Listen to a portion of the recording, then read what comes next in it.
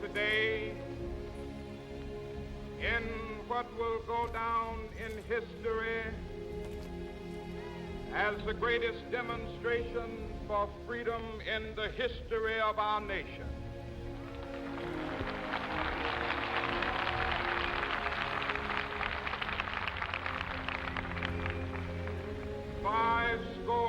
Years ago,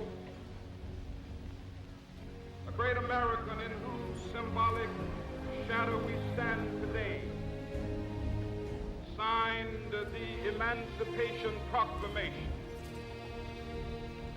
This momentous decree came as a great beacon light of hope to millions of Negro slaves who had been seared in the flames of withering injustice. It came as a joyous daybreak to end the long night of their captivity. But 100 years later, the Negro still is not free. 100 years later,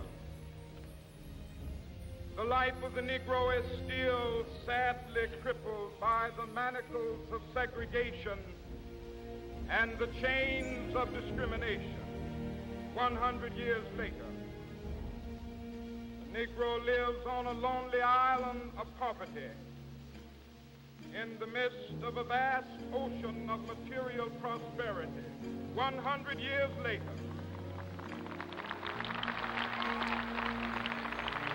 the Negro is still languished in the corners of American society, finds himself in exile in his own land.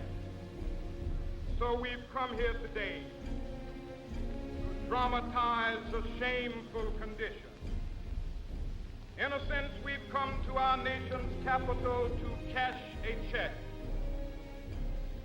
When the architects of our republic wrote the magnificent words of the Constitution and the Declaration of Independence,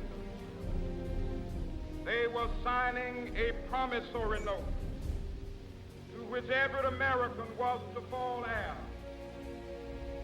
This note was a promise that all men, yes, black men as well as white men, would be guaranteed the unalienable rights of life, liberty, and the pursuit of happiness. It is obvious today that America has defaulted on this promissory note insofar as her citizens of color are concerned. Instead of honoring this sacred obligation, America has given the Negro people a bad check, a check which has come back marked insufficient funds.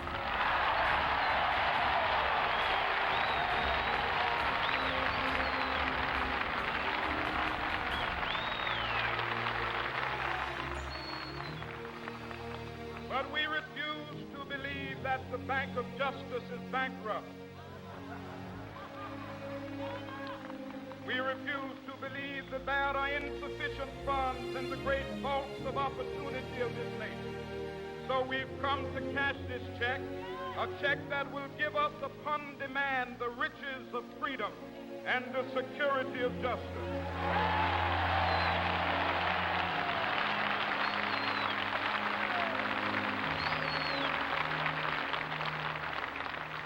We have also come to this hallowed spot to remind America of the fierce urgency of now. This is no time to engage in the luxury of cooling off or to take the tranquilizing drug of gradualism.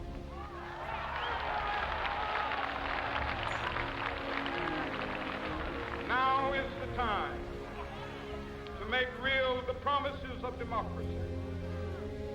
Now is the time to rise from the dark and desolate valley of segregation to the sunlit path of racial justice. Now is the time to lift our nation from the quicksands of racial injustice to the solid solid rock of brotherhood, now is the time. Make justice a reality for all of God's children. It would be fatal for the nation to overlook the urgency of the moment.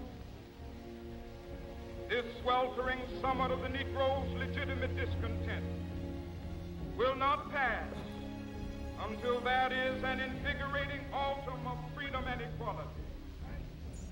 1963 is not an end, but a beginning. Those who hope that the Negro needed to blow off steam and will now be content will have a rude awakening if the nation returns to business as usual.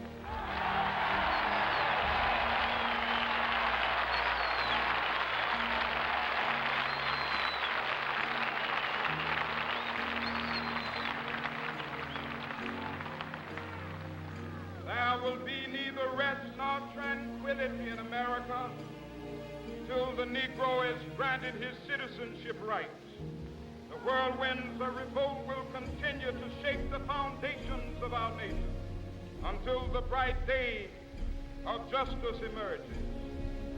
But that is something that I must say to my people who stand on the warm threshold which leads into the palace of justice.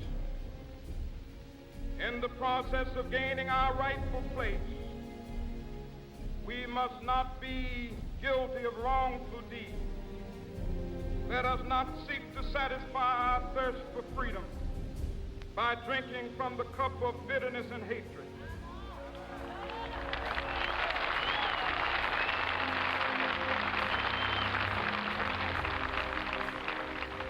We must forever conduct our struggle on the high plane of dignity and discipline. We must not allow our creative protests to degenerate into physical violence. Again and again, we must rise to the majestic heights of meeting physical force with soul force. The marvelous new militancy which has engulfed the Negro community must not lead us to a distrust of all white people.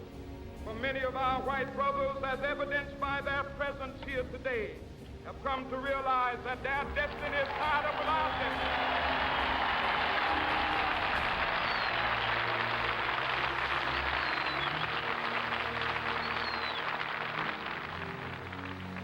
Come to realize that their freedom is inextricably bound to our freedom.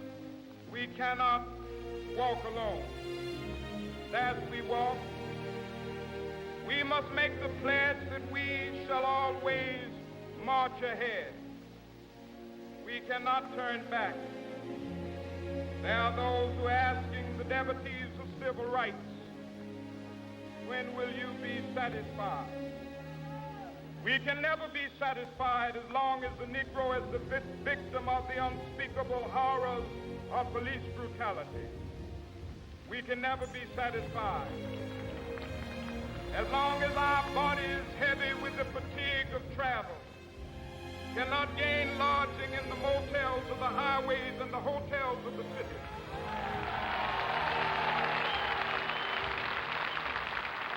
We cannot be satisfied as long as the Negro's basic mobility is from a smaller ghetto to a larger one.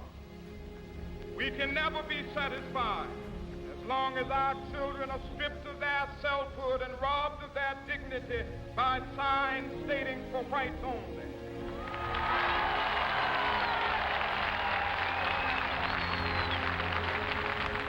We cannot be satisfied as long as a Negro in Mississippi cannot vote and a Negro in New York believes he has nothing for which to vote.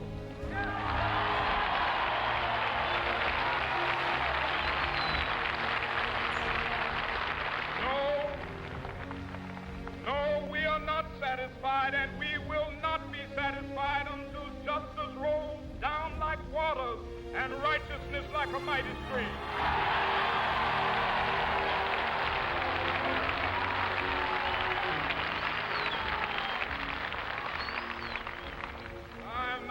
Unmindful that some of you have come here out of great trials and tribulations. Some of you have come fresh from narrow jail cells. Some of you have come from areas where your quest for freedom left you battered by the storms of persecution, staggered by the winds of police brutality. You have been the veterans of creative suffering. Continue to work with the faith that unearned suffering is redemptive. Go back to Mississippi. Go back to Alabama. Go back to South Carolina. Go back to Georgia. Go back to Louisiana. Go back to the slums and ghettos of our northern cities, knowing that somehow this situation can and will be changed. Let us not wallow in the valley of despair. I say to you today, my friend,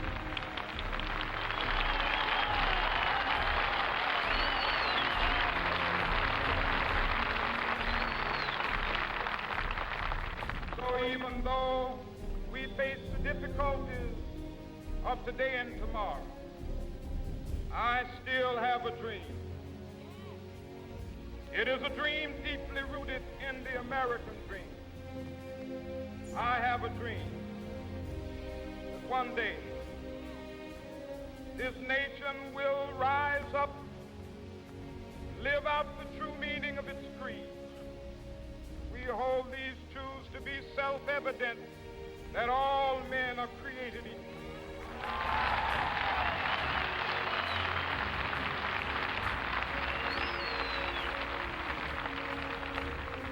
I have a dream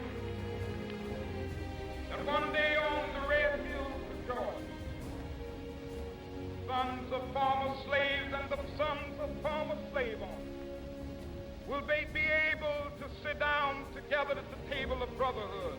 I have a dream that one day even the state of Mississippi, a state sweltering with the heat of injustice, sweltering with the heat of oppression, be transformed into an oasis of freedom and justice. I have a dream.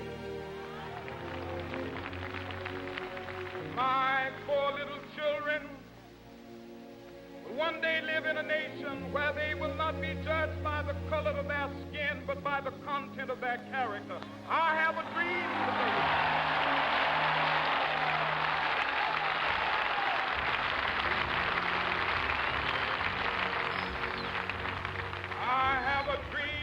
One day, down in Alabama, with its vicious racists, with its governor having his lips dripping with the words of interposition and nullification, one day right there in Alabama, little black boys and black girls will be able to join hands with little white boys and white girls as sisters and brothers. I have a dream today.